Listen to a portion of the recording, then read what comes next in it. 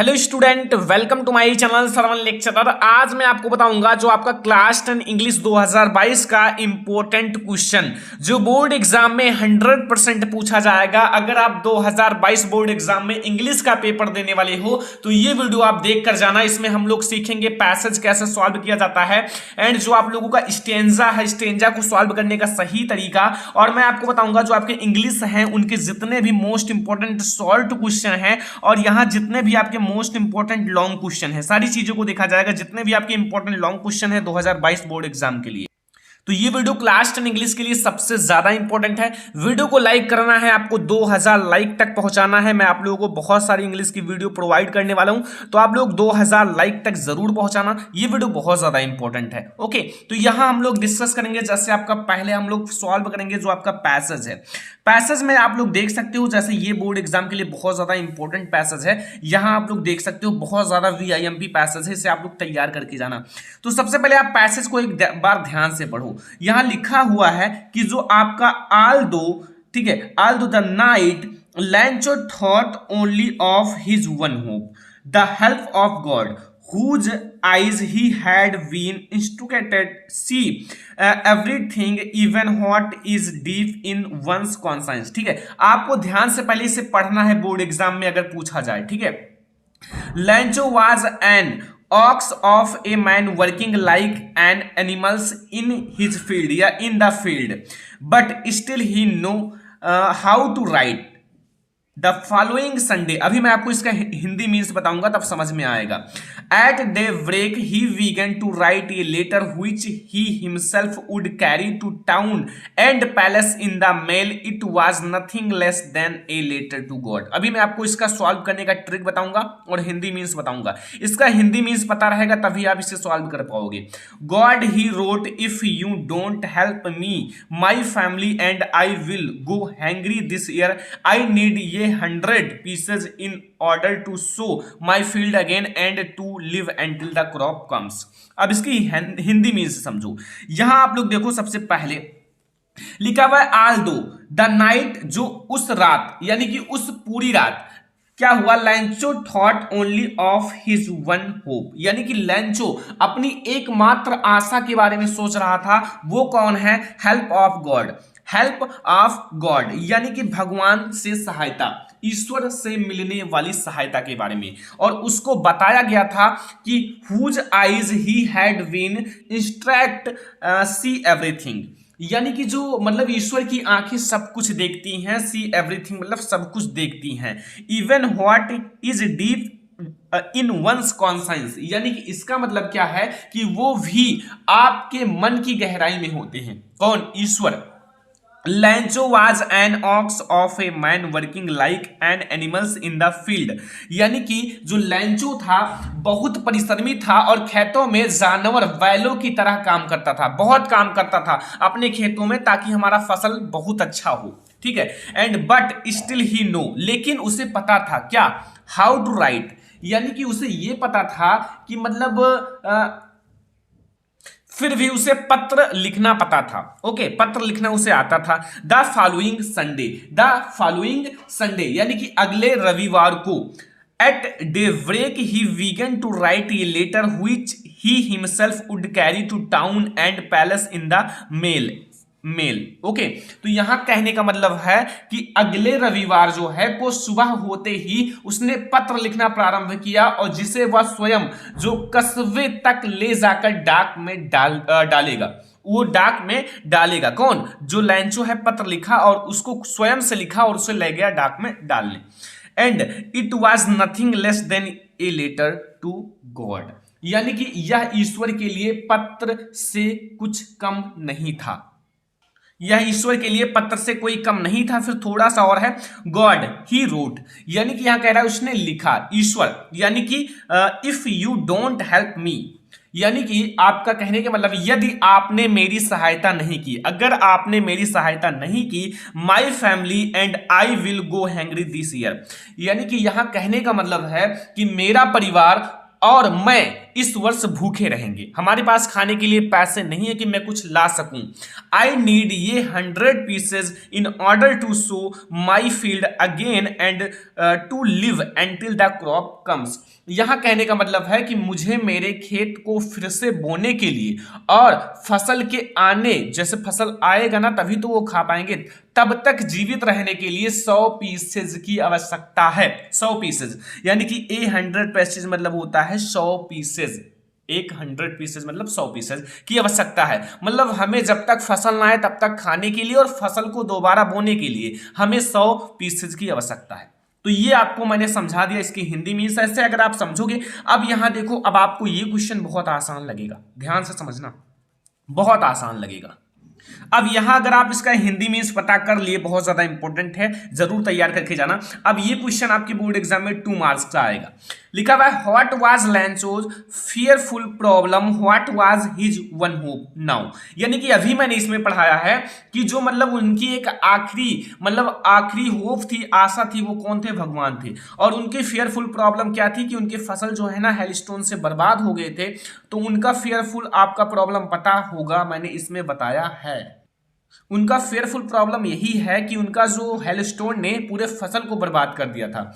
अब यहां आपको आंसर लिखना है। अगर आप इसका आंसर सही लिख दोगे तो आपको फुल मार्क तुरंत दे दिया जाएगा बोर्ड एग्जाम में। तो यहां आप लोग आंसर हेडिंग डालना। तो इसका आंसर आप लोग कैसे लिखोगे? आपको लिखना है जो लैंचो, यहां से जैसे आपको क्वेश्चन से लेना है लैंचो, ठीक है, जैसे ये लिखा हुआ है, ओके। लैंचोज फियरफुल प्रॉब्लम, ठीक है, समझना, बहुत आसान तरीके से समझाऊंगा। फेयरफुल प्रॉब्लम वाज मतलब था, और मैंने बताया कि उसका जो टोटल मतलब पूरा फसल बर्बाद हो गया था। तो was the total loss of his crop, मतलब उनकी क्रॉप्स, ओके। किसके द्वारा? वाई हेलस्टोन, यानी कि पत्थर, जैसे वहां हेलस्टोन बहुत हुए तो इसलिए उनका फसल क्या हो गया? बर्बाद हो गया। Hailstone, okay okay. तो ये था लैंचो का फेयरफुल प्रॉब्लम। एंड फिर पूछ रहा है what was his only hope now, यानी कि उसकी एकमात्र आशा क्या थी? तो वो थे भगवान, यानी कि गॉड। तो आपको लिखना है only his only hope now, ठीक है। मैंने क्वेश्चन से लिया है कि हिज ओनली होप नाउ। फिर आपको क्या लिखना है? फिर आपको लिखना है वाज, ये मैंने पैसेज से ही सारे क्वेश्चंस का आंसर उठाया है, अभी मैं आपको दिखाता हूं। Was the help of God. तो ये आपका हो गया पूरे का आंसर। मैंने इतना, देखो ये आपका पूरा पैसेज से है, तो ये आपका अगर ऐसे लिखोगे तो आपको 2 मार्क्स मिल जाएगा, ओके। लिखा हुआ Lencho's fearful problem was the total loss of his crop by hailstorms and, फिर आपको दूसरा पूछ रहा है कि his only hope now was the help of God. तो ये आपका पहला क्वेश्चन है। ऐसे 2 क्वेश्चन आपसे इसी से रिलेटेड पूछा जाएगा। तो अब हम लोग दूसरा क्वेश्चन देखते हैं। अब इसमें दूसरा क्वेश्चन क्या पूछ रहा है? दूसरा क्वेश्चन पूछ रहा है कि what did लैंचो think of all दो द नाइट काइंड ऑफ। तो यहां अब आपसे ये क्वेश्चन पूछ रहा है। अब आपको ये बताना है कि उस रात लैंचो क्या सोच रहा था, किसके बारे में सोच रहा था। तो अभी मैंने इसमें पढ़ाया है कि यहां जो है ऑल दो the night लैंचो thought only of his one hope the help of God. तो अब आपको क्या लिखना है? अब आपको सबसे पहले लिखना है यहां आंसर। अब आपको अगर ऐसे लिखोगे तो आपको फुल मार्क मिलेगा। देखो आंसर अब आपको लिखना है, जो देखो यहां से मैं ले रहा हूं लैंचो, ठीक है, लैंचो। एंड फिर आपको लिखना है थॉट, मतलब होता है सूचना, THOUGHT, okay. Thought, लैंचो thought all दो, THOUGH, ऑल दो, जो ये लिखा हुआ है, ठीक है, ऑल दो। फिर आपको क्या लिखना है? ऑल दो द नाइट, पूरा क्वेश्चन में लिखा हुआ है the night only of only of, अब आपको क्या लिखना है, क्या सोच रहा था, his one hope, one one hope, अपनी एकमात्र आशा के बारे में, क्या, the help of God, the help of God, इसी के बारे में लैंचो पूरी रात सोचता रहा कि हमारा परिवार कैसे चलेगा। तो यही सोच रहा था कि लैंचो थॉट ऑल दो the night only of his one hope the help of God. तो ये आपका दूसरा क्वेश्चन हो गया। अगर आप इसको सही दोगे तो यहां से आपको 2 मार्क मिल जाएगा। आई होप कि आपको ये समझ में आ गया होगा, कोई दिक्कत नहीं होगा, बहुत आसान है। ओके, अब हम लोग देखेंगे जो स्टेंजा है बोर्ड एग्जाम में कैसे सॉल्व करें। ओके, तो स्टेंजा आप कैसे सॉल्व करोगे, स्टेंजा भी आप लोगों को सबसे पहले इसको ध्यान से पढ़ना है, इसका हिंदी मीन्स पता होना चाहिए। इसका हिंदी मीन्स क्या है, ये हमारा स्टेंजा है। इसमें कह रहा है हैज गिवन माई हार्ट ये change of mood and saved some parts of ये डे आई हैड रीड। अब यहां कहने का मतलब है, जो कवि है वो कहता है कि बर्फ के वे कण, जो कवि है उनके ऊपर बर्फ के कण गिरते हैं। तो बर्फ के वे कण जो कवि पर गिरते हैं, कवि के ऊपर गिरते हैं और उसको उदास मन को प्रसन्नता में परिवर्तित कर देते हैं। उदास मन उनका था तो उनको प्रसन्नता में परिवर्तित कर देते हैं। पहले वे उदास एवं दुखी थे। फिर has given my heart A change of mood, यानी कि कहने का मतलब है तब तक जो कवि ने अपने दिन का एक उदासी में मतलब गुजार चुका था, तो जो हैज गिवन माई हार्ट, जो उनका मतलब उदासी का पन था, उसके मूड को चेंज कर दिया। कौन, एक मतलब जो क्रो था वो एक वृक्ष पर बैठता है, तो जब वहां से हिलता है ना जब वृक्ष, तो वहां जो बर्फ के कण कवि के ऊपर गिरते हैं, तो वही जब इनके ऊपर गिरते हैं तो इनका जो मूड था वो बिल्कुल चेंज हो गया। And saved some parts of ये डे, और उनके यानी कि उनके दिन का, ओके, जो मतलब कवि हैं उनके दिन का कुछ भाग, यानी कि दिन का एक भाग उदासी में गुजर चुका था, किंतु अब तरोताजा महसूस करना शुरू करता है। ठीक है, तरोताजा महसूस कर रहे थे। ऑफ यानी कि उनका कुछ भाग सेव्ड रह गया, बच गया।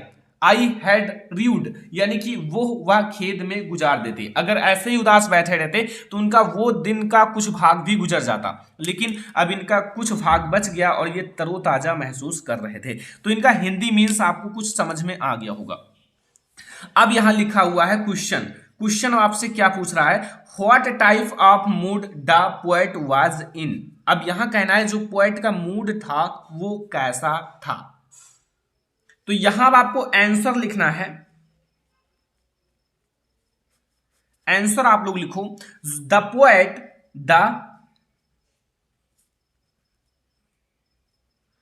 पोएट वाज इन ए डिस्प्रेस्ड। ठीक है, डिस्प्रेस्ड, आपने ये नाम सुना होगा, डिस्प्रेस्ड मूड। तो ये आपका हो गया पहले क्वेश्चन का आंसर, काफी आसान है। तो ये तो काफी आसान है, आपको ये लाइन थोड़ा सा यही वाला मीन्स याद कर लेना, बस आपका ये क्वेश्चन हो जाएगा। बोर्ड एग्जाम के लिए बहुत ज्यादा इंपॉर्टेंट है, तैयार करके जाना। फिर आपको दूसरा क्वेश्चन पूछ रहा है, ये ज्यादा इंपॉर्टेंट है, how does the poet's mood get changed. जो पोएट है उसका मूड कैसे चेंज हो गया। तो यहां आपको आंसर लिखना है, थोड़ा सा लॉन्ग आंसर है तो आप लोग ध्यान से समझना थोड़ा सा। द पोएट्स मूड, जो पोएट्स का मूड है, गेट चेंज्ड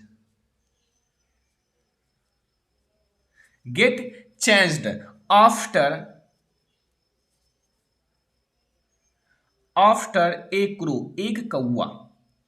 ठीक है, एक क्रो क्या हुआ, सूक डाउन, बैठ गया। ध्यान से समझना, बहुत आसान तरीके से बता रहा हूं पूरा। अगर आपको इसका हिंदी मीन्स पता है तो आप चुटकियों में लिख सकते हो। सूक डाउन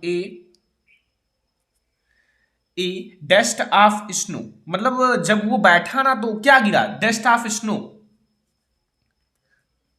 इसका पार्ट का नाम याद रखना, ठीक है, डस्ट ऑफ स्नो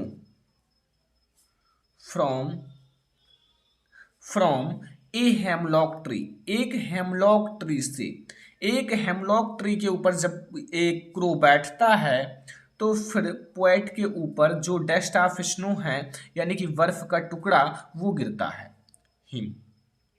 तो जब इनके ऊपर गिरता है तो फिर ये तरोताजा महसूस करने लगते हैं।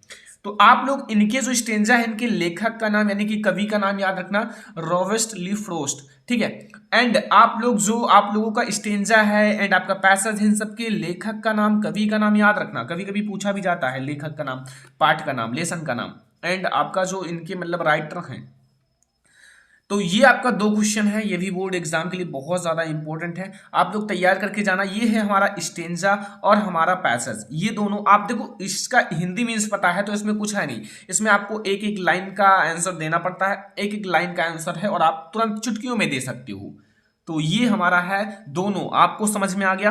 अब हम लोग देखेंगे जो हमारा शॉर्ट क्वेश्चन है, शॉर्ट क्वेश्चन जो आपके बोर्ड एग्जाम के लिए बहुत ज्यादा इंपॉर्टेंट है, important short answer type question जो बोर्ड एग्जाम में 100% आएगा। जितने भी मोस्ट इंपॉर्टेंट है मैंने इसी वीडियो में ले लिया है और आपको समझ कर ही जाना है। ओके, आप लोग लाइक करो वीडियो को, जितना ज्यादा लाइक आएगा आपके लिए बहुत सारी इंग्लिश की वीडियो में प्रोवाइड करूंगा, आपका बिल्कुल इंग्लिश 10 आपका बहुत जल्दी समाप्त कर दूंगा।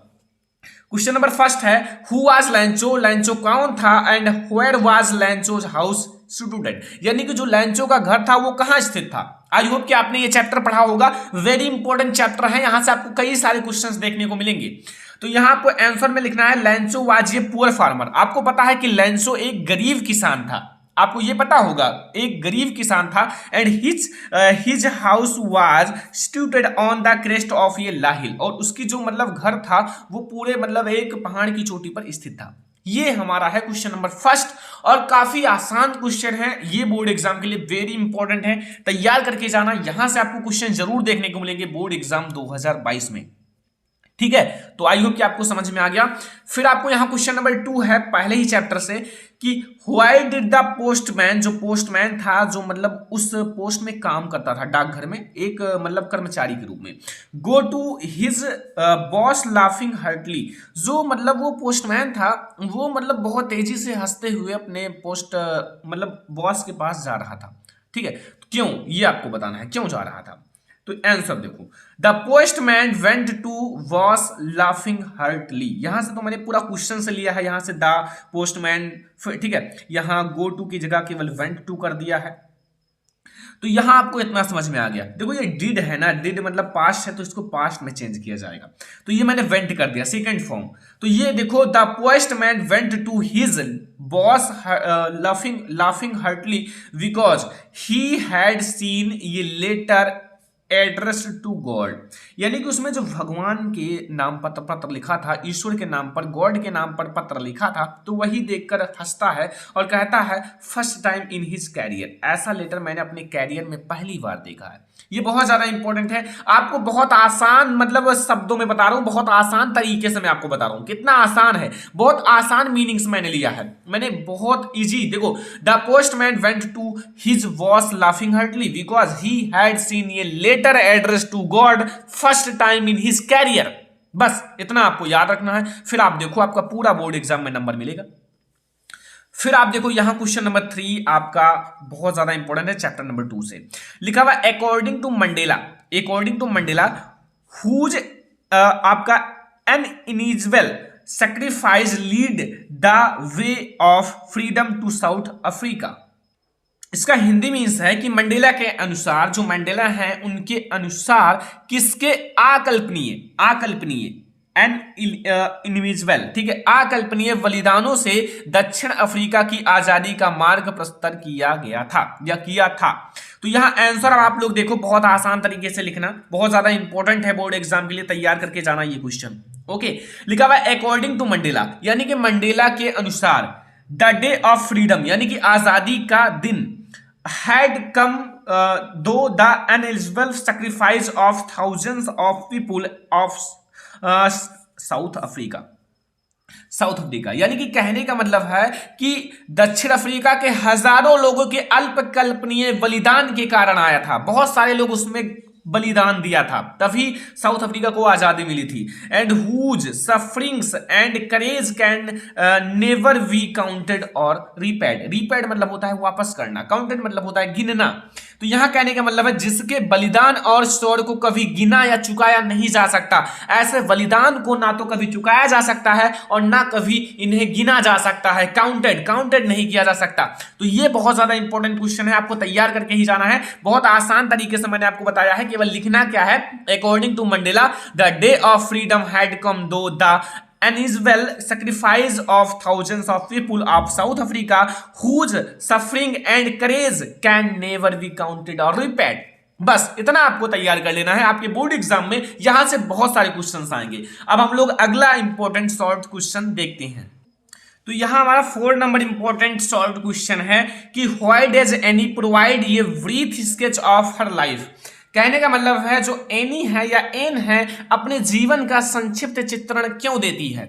तो यहां आपको मैं बता दूं कि Anne provides a brief sketch of her life in the diary because she thought it would यानी कि it would help the readers to understand her story in diary. यानी कि इन डायरी को अगर कोई पढ़े, कोई राइडर्स यानी कि पाठक पढ़े, जो पढ़ने वाला है, तो हमारी कहानी को समझ पाए, हमारे जीवन की कहानी को समझ पाए, हमारी स्टोरी को समझ पाए। ये बहुत ज्यादा इंपॉर्टेंट है, याद करके जाना। ये आपका एनी प्रैंक का बहुत ज्यादा एनी वाला बहुत ज्यादा इंपॉर्टेंट क्वेश्चन है। तो आई होप कि आप लोग तैयार करके जाओगे। फिर यहां हमारा क्वेश्चन नंबर 5 है कि what was Valli favourite part time. यहां आपको इसका आंसर देना है। तो यहां आपको आंसर में लिखना है कि Valli favourite part time was to stand in the front doorway. जो उनके दरवाजे का फ्रंट साइड है वहां खड़ा होना उन्हें पसंद था, ऑफ हर हाउस उनकी घर के, and watch what was happenings in the street outside. Outside में कौन कौन सी घटनाएं होती हैं उनको देखना इन्हें पसंद था।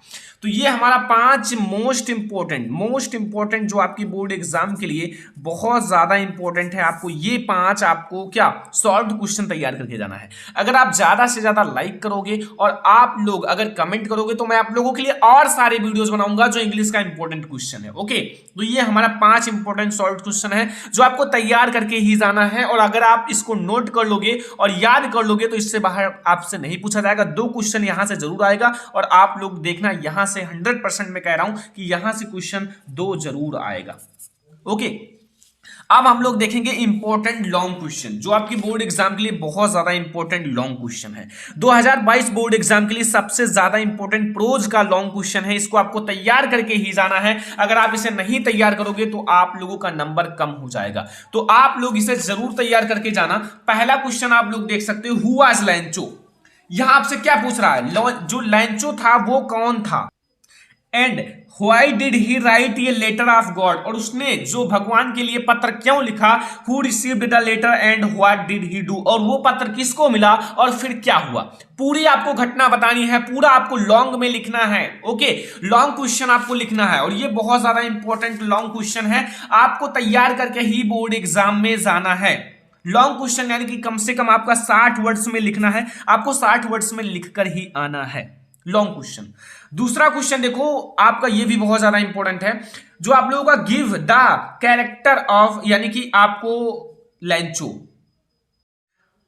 तो हमारा दूसरा क्वेश्चन है, दूसरा क्वेश्चन में आपको तैयार करना है गिव द कैरेक्टर स्केच। ऊपर मैंने लिख दिया है, ठीक है, स्केच ऑफ लैंचो। आपको लैंचो के चरित्र चित्रण बताना है कि लैंचो कौन था, ठीक है, एंड उसके बारे में पूरी चीजें जो जो लैंचो के बारे में जानते हो सब कुछ लिख डालो। जैसे वो एक पुअर मैन था एंड वो एक फैथ मतलब बहुत ज्यादा मेहनती इंसान था, ओके, और विश्वास करने वाला था। तो ये सारी चीजें आपको लिखना है लैंचो के बारे में।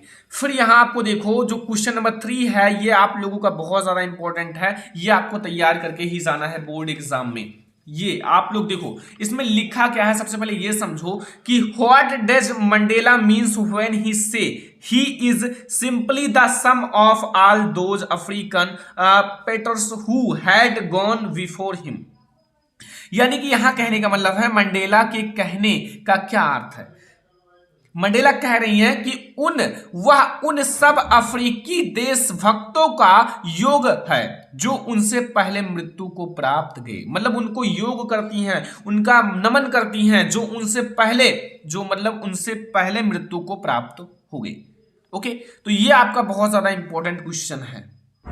क्वेश्चन नंबर 4 अब आप लोग देखो, क्वेश्चन नंबर 4 ये आप लोग देखो, बहुत ज्यादा इंपॉर्टेंट क्वेश्चन है। ये सारे क्वेश्चन अगर आप तैयार करके जाते हो तो एक भी लॉन्ग क्वेश्चन आप बोर्ड एग्जाम में छोड़कर नहीं आएगा, ये मेरा वादा है।